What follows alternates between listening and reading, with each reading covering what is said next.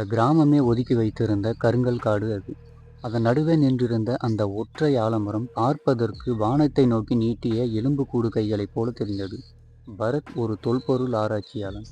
அந்த மரத்தின் அடியில் ஏதோ ஒரு பழங்கால நாகரிகத்தின் புதையல் இருப்பதாக அவனுக்கு தகவல் கிடைத்தது. கிராமவாசிகளின் எச்சரிக்கையும் மீறி நள்ளிரவில் தன் அகழ்வாராய்ச்சி கருவிகளுடன் அந்த மரத்தின் வேர் அருகே சென்றான். மண்வெட்டியால் அந்த இடத்தை தோண்டினான். அப்போ பூமிக்கு அடியிலிருந்து ஒரு மெல்லிய முணுகல் சத்தம் கேட்டது. காற்று வீசவில்லை, ஆனால் மரத்தின் இலைகள் மட்டும் படபடவென அடித்து கொண்டன. மண்ணை தோண்ட தோண்ட அவனுக்கு ஒரு விசித்திரமான விஷயம் தென்பட்டது. ஒரு பெரிய வேருக்கு அடியில் ஒரு மண்டை ஓடு தெரிந்தது. பரத் அதை தொட முயன்ற போது அந்த மண்டை ஓட்டின் கண்களிலிருந்து கருப்பு நிறத்துல திரவம் போல ஏதோ கசிந்தது. அடுத்த நொடி சுற்றி இருந்த மரத்தின் வேர்கள் பாம்புகளைப் போல நெளியத் தொடங்கின. திடீரென அவனுடைய கால்களை ஏதோ ஒன்று சட்டென பிடித்தது.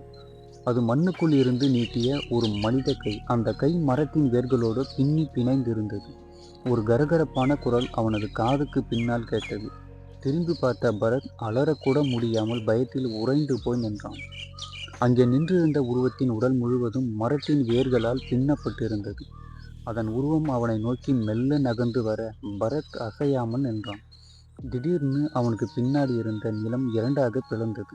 அதிலிருந்து வந்த வேர்கள் அவனது கால்களை சுற்றி வளைத்து அவனை மண்ணுக்குள் இழுத்து கொண்டது. பரத்தின் உடல் மண்ணுக்குள் இழுக்கப்பட அவனது மார்பு வரை மண் மூடி மூச்சு திணறத் தொடங்கியது. மரத்தின் வேர்கள் அவனது நரம்புகளுக்குள் ஊடுருவி ஒரு கொடிய வலியை அவனுக்கு கொடுத்தது.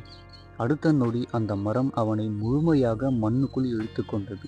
ஒரு நீண்ட சத்தத்தோடு அவனோட குரல் அந்த இடத்திலேயே முடிந்து போனது.